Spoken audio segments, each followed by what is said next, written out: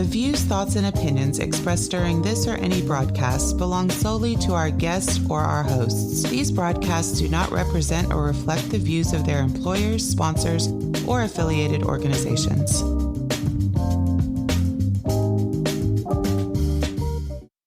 Welcome to the Flipboard EDU podcast with your host, William Jeffrey, where we collaborate, communicate, and educate with the greatest educators in the world on Flipboard. Let's start the show.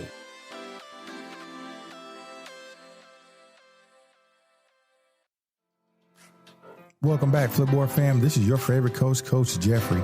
And in a perfect world, there would be no sickness, especially no COVID-19. But just as I was looking forward to the end of the pandemic, the Delta variant reared its ugly head. It is nearly twice as contagious as the previous strains of the virus. In studies from Canada and Scotland, patients infected with the Delta variant were more likely to be hospitalized than people infected with the original virus strains. As of August 18, 2021, the CDC recommends that children over the age of 12 be vaccinated. More than 98% of U.S. residents now live in an area with a high or substantial risk of COVID-19 community transmission. This is up from only 19% a month ago, CNN reports.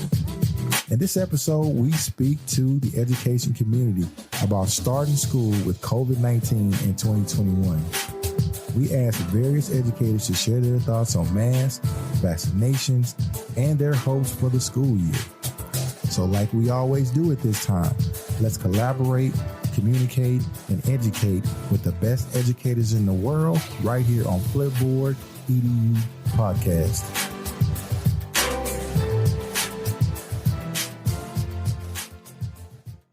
Welcome back, Flipboard fam. This is your favorite coach, Coach Jeffrey. I'm going to do something a little bit different because I really want to hear educators' voices, multiple voices as we talk about what's going on. And I can only talk about what's going on around me simply because of the things that I see. I don't want to provide an opinion because opinions cloud things, and I just want to state the facts. I want to go over the facts.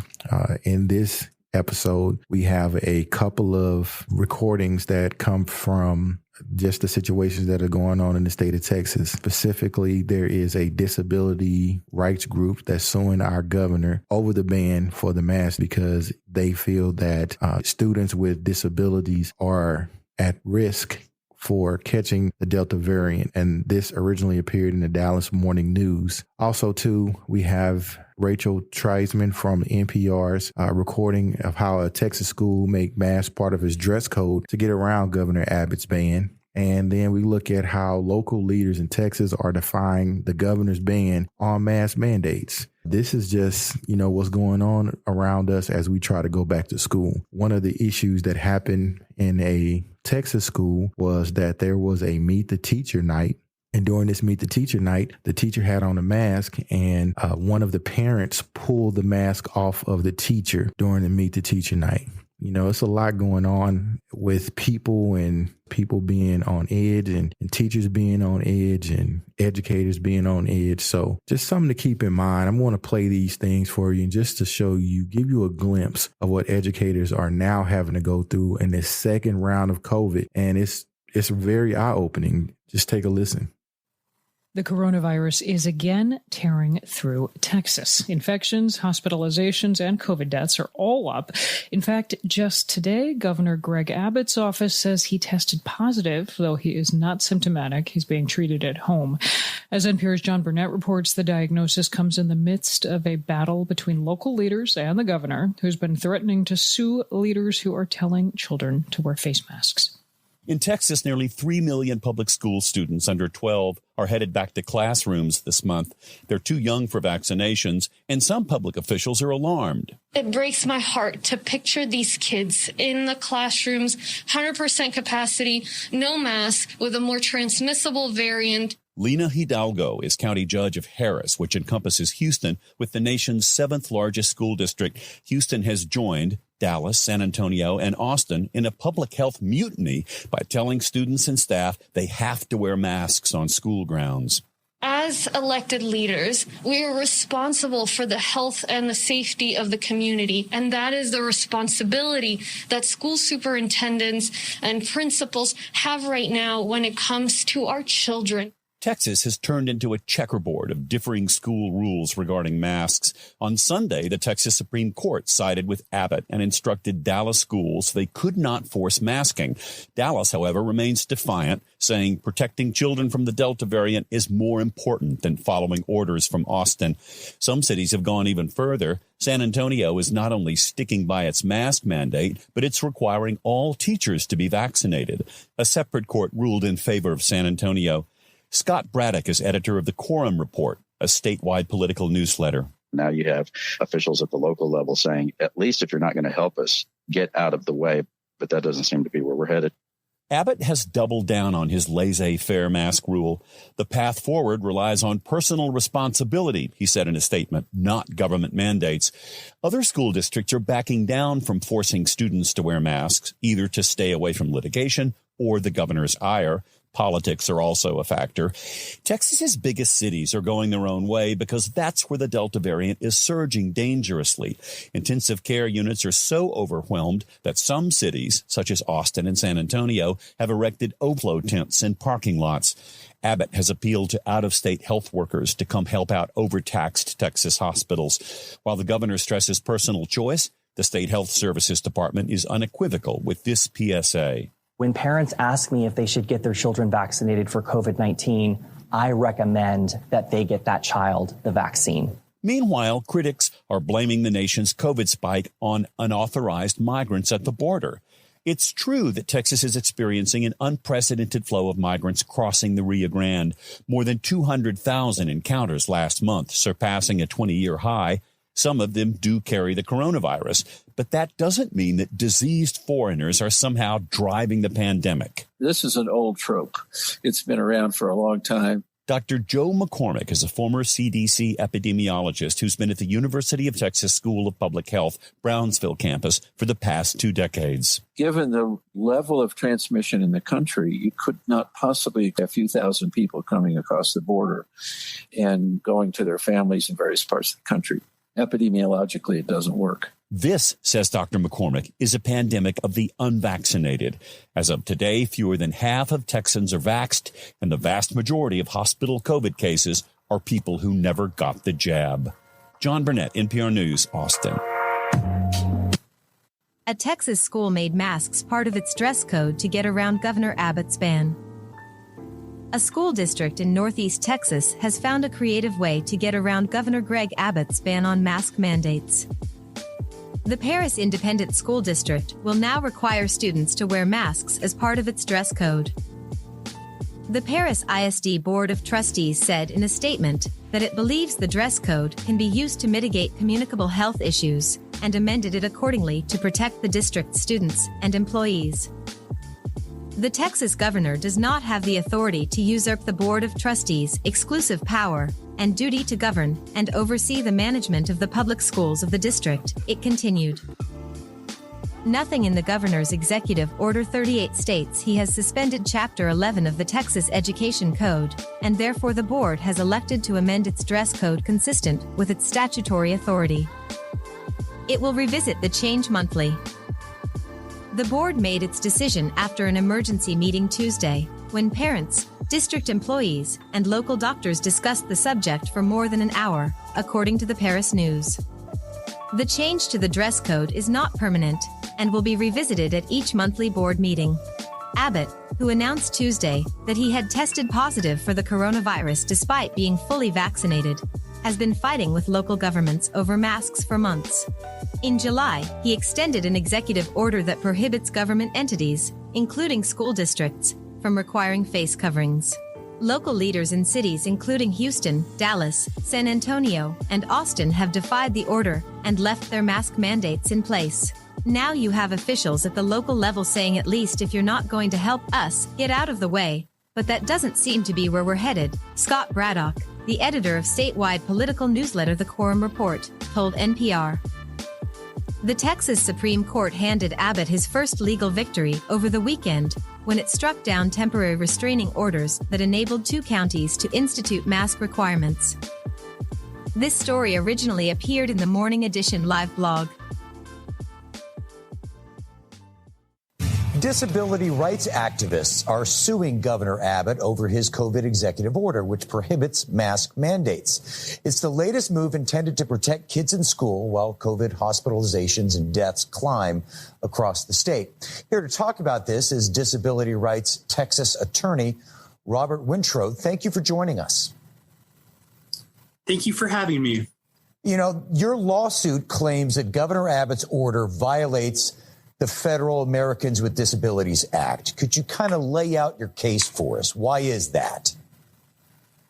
Sure. And I appreciate the question. So, parents of students with certain disabilities, they're basically being given an impossible choice. Essentially, the state is telling them, you can either educate your child or you can expose your child to a high likelihood of severe illness and maybe even death. I think we all agree that in-person instruction is the preferred and the best form of instruction. But even if parents wanted to do virtual because they find that in-person is not safe for their child, they can't this year because the state will not fund it. And so we're in this really tricky catch-22 for these parents that could and has likely put their children in harm's way. So what is going to be your legal argument to a judge about how this mandate violates the Americans with Disabilities Act? Sure. Essentially, what has happened is some of our plaintiffs are not sending their kids to school because they know that their child is so high risk that they will likely have a extremely high, likelihood of facing severe COVID-19 complications, hospitalization, long COVID, which could be, and we're still learning more about it, a lifetime disability and death. And so basically what the governor has done in his order is he is, essentially kicking those students out. They're not able to access education like their non-disabled peers. And even the ones that are attending are having to attend and experiencing severe anxiety and the prospect of exposing their relatives and their parents and their friends outside of school to possible COVID-19 transmission. Okay. Can you talk about some of the kids involved here? The kids that this lawsuit was filed on behalf of. Sure. Our plaintiffs are across the state, all of the big metro areas. They are under 12, so they do not qualify at this time for a COVID-19 vaccination. And there's a variety of different disability types. Each disability type is recognized by the CDC as high risk. And so we do have some plaintiffs who have Down syndrome, they have cerebral palsy, they have severe asthma, they have immunosuppressed conditions. And those are the types of students that are not going to be able to go to in-person without, seriously risking their lives. Lawsuits a lot of times take a lot of time. In the near future, is there a way that this suit could block the governor's ban on mask mandates? Yes. So today, actually, an hour or two ago, we filed a motion for a temporary restraining order and another motion for a preliminary injunction. Basically, while this suit is pending, we hope that we hope the judge will approve those motions, and that will allow the school districts over parents to impose mask mandates. We hope all districts in the state, once that's done, will rely on that victory and do what's right to protect the lives of these vulnerable students. Okay, we are out of time. Robert Wintrow, thank you very much for talking with us. We appreciate it. It's been a pleasure. Thank you.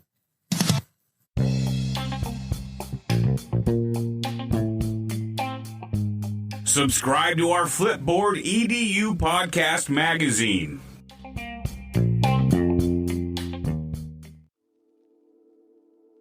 Welcome to Flip Tips. Today's Flip Tip is how to get started with Flipboard. Very simple. I want to thank Jeanette Spire and Terry Porter for coming up with our flip tips for today. The first thing you want to do is download the app for your Android or iOS device.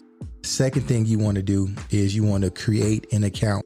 Make sure you add a picture and complete your bio. Third thing you want to do is you want to follow topics. There are at least 34,000 topics that you can follow. Next thing you want to do is build your magazine. Navigate to the bottom of your profile icon and then select the collection options. Give your magazine a title and you've built your first magazine. I want to give a huge shout out for Terry Porter and Jeanette Spire on giving us today's flip tips. One of the things I try to do as an educator, especially with this podcast, is to collaborate and communicate with educators around the world. I really would like to hear your voice, to see where you are at, check in with you. By all means, you can respond to my call on our Flipboard EDU podcast magazine. I will post a link to where you can just give me a quick recording, or you can go to flipedu.com, and that's where our website is, and click on the red microphone and leave us a voice recording. I would just love to check in with our listeners, check in with other teachers to see how's it going in your community. Are you going to school? Do you have to be vaccinated? In the state of Texas, they're not requiring educators to be vaccinated in order to work. But I know in certain places they are. And it's not mandated specifically where I am for you even to wear a mask. And that brings about a different conversation, because when we look at schools of choice, are you mandated to wear a mask? Does that violate your right because someone tells you that you have to wear a mask? Those are conversations that are very important to a lot of different people, and it's important to teachers and students.